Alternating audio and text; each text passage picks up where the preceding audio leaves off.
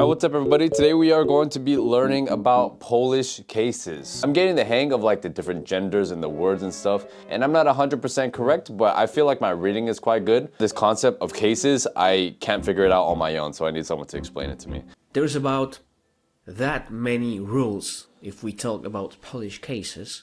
So first is mianownik, nominative. I think it's the easiest one. It's just Nominative. the subject of the sentence. You know, the main thing you point at, not only thing, a person, or anything you want to describe. It just answer the question who and what, kto, co. So if you find some nouns or adjectives, these are actually mianowniki. Basically, what is this? You can answer, this is a book. Co to jest? To jest książka. Kto to jest? To jest człowiek, dziewczyna, dziecko, and so on. More complicated things like kto to jest? To jest ładny człowiek. To jest wysoka dziewczyna. To jest miłe dziecko. So you need to remember it's kind of base of the sentence and we call it podmiot. Oops, grammar alert. Too many grammatical things on this channel. Next one, dopełniacz, genitive. You call it possessive case. And this one isn't as much problematic for you, English speakers, because you have something very similar in English, as I know. Maybe you don't pay attention that something like that really exists. But as I said, it's very similar. For example, you can say, this is my mother's mother, or this is the mother of my mother. In Polish, it works like that. To jest mama mojej mamy. So, question for this. Okay. To jest mama mojej mamy. Mojej. Case is kogo czego. Imagine. To jest Paweł. Paweł mianownik. Swój samochód. He has... What's swój? So samochód is cars. So this is Paul. He has swój car. What's swój? Your. Okay. Because I thought your was like twoje, right? So let's look that up actually. Swój versus twoje. So swój is kind of like a general possessive. Yours is like twoje when it's directly referring to someone like yours. The question, kogo jest samochód? Samochód jest Pawła. Pawła. You see? Pawła. Paweł. Pawła. Pawłowi. Pawła. Okay. He possessed this car. He possesses this car. Another example. To jest mój pies. To jest miska. And you want to say, this is a... To jest mój pies, which is, those are my dogs. To jest miska. That is a plate, right? A bowl of my dog. So in English, my dog's bowl.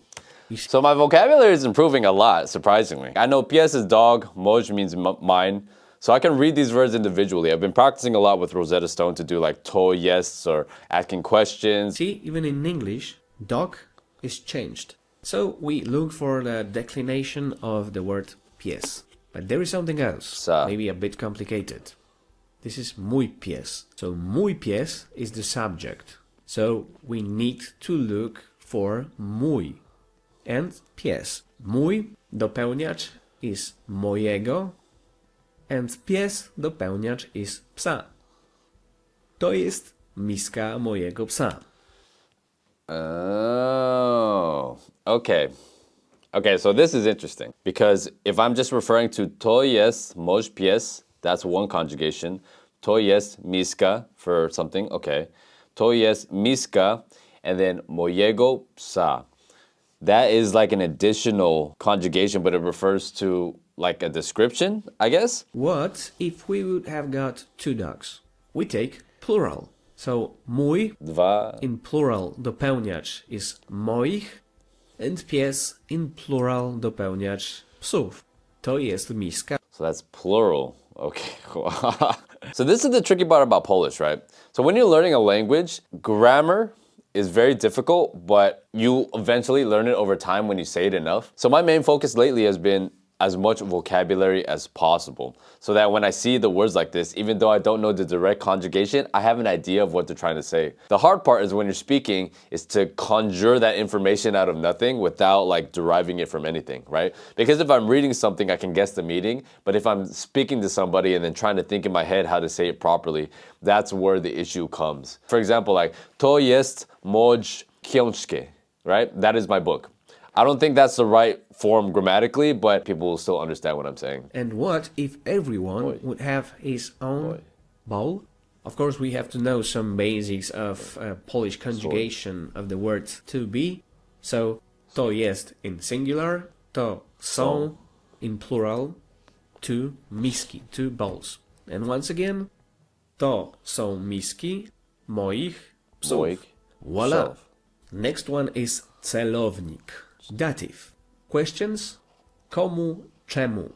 And imagine that celownik comes from a word celować, to aim, because you aiming the subject. So an example. Dałem pieniądze mojemu koledze. I gave money for who? For my friend. But you cannot translate it word by word from English, of course. I give you this example just to help you to imagine. Pieniądze. Oh, I had that word. What is that word? Smell, right? Or money. Pieniądze. Money. So dałem. I give. I give money. Może mi koledze. Buddy. Dałem miskę mojemu psu. So I give the bowl of my dog. Dałem pieniądze mojemu koledze. So I give the money of my colleague. Psu, because komu, why I said dałem miskę, not miska. Because miskę is actually biernik. Biernik, accusative. This one I think is the most complicated even for us. I mean for me. I remember at school we got a word and we got to declinate this word. And most people had some problems with biernik. It might be tricky because sometimes it looks the same like mianownik, but it works a bit different. And now focus. Biernik is the grammatical case used to mark the direct object of a transitive verb. It doesn't help me too much. Imagine that you ask yourself who or what plus verb. I see a girl. Widzę dziewczynę. So I like means lubię, right? Why is that not lubiem? It dances tango. Ona tańczy tango. You see, sometimes it looks the same like mianownik. But I found a hard rule. I think it works in every single example like that. In feminine adjectives, there's always on at the end. Miłą, ciekawą, fajną.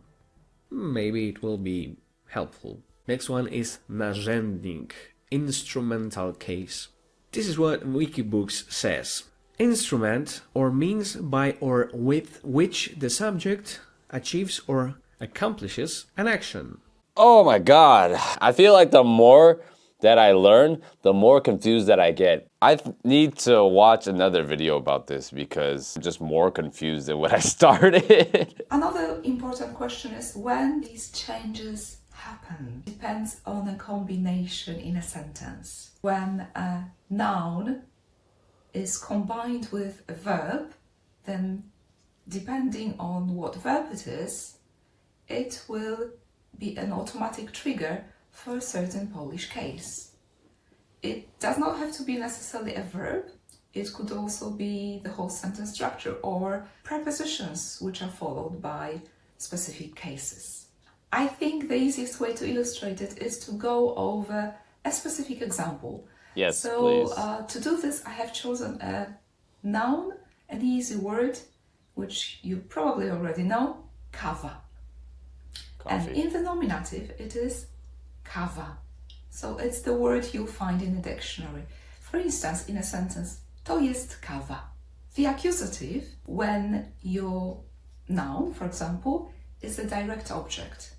So, mam, and then you say what you have. Mam kawę. Kawę. Poproszę kawę. Poproszę kawę. Next one is the genitive. Poproszę. And there are a lot of things to consider how to and when to use the genitive case. But just to give you Okay, so the accusative is like pointing at something, right? So I guess maybe when I'm at the grocery store, I can use that to point out at something and be like, okay, can I have this? That kind of thing. That's what I'm thinking. Idea, you want to use it as a direct object, but of a negative sentence. Genitive. So, for example, nie mam kawy. Ah, yes. Okay. So this is something that I was learning yesterday as well, that when you say no to something, that also changes the case. Okay, so nie mam kawy, mam kawę, poproszę kawę.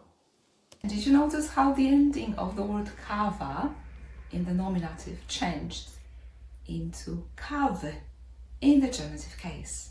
They are also used after certain verbs, and one example I want to give you today is potrzebuję. Potrzebuję kawy. So the verb potrzebować is an auto. Okay. Why is need such a complicated word? Why can't it be like Spanish, like, I guess necesitar? Okay, I guess that's complicated too. But in English, need. Easy. In Chinese, 我要. Easy. Why you gotta make it complicated, bro? Saying where things are, then it's followed by the locative case ending. Last one is the vocative. And vocative is used mainly for people because it's used when you're calling someone. So if you're saying mom, you'll say mamo. Or if you're calling grandma, babciu. If you call people by their names, Kasiu. Personally, I don't want to give you an example with coffee there. Unless you want to speak to your coffee, then you say kawo. There you go. So these are the 7 cases. The nominative, kawa. The accusative, kawę. The genitive, kawy. Instrumental, kawą. The dative, kawie. The locative, kawie. And the vocative, kawo. But this is a feminine noun, kava. But then if you notice for like dative, locative, and vocative, it changes to like O and IE, almost to like the masculine. We actually have a similar concept in Spanish for when you use subjunctive. I think that's the case, right? Yo como, tú comes. Pero yo quiero que comas. I want you to eat. And that changed the endings, swaps. So I think there might be a similar concept here in Polish. Okay, so I think this video was actually way better in explaining the cases than the other one. When you're learning a language, you need vocabulary, you need grammar, and you can read and write all you want, but if you don't have actual speaking practice, you can't really speak. That's the only way to learn, right? Sentences I've been able to put together are still very basics. Co to jest? To jest dzień piękny. Like it's a beautiful day, something like that. Be sure to watch this video next. If you guys have any other recommendations for what videos I should watch, leave them down below. And I'll see y'all later. Peace.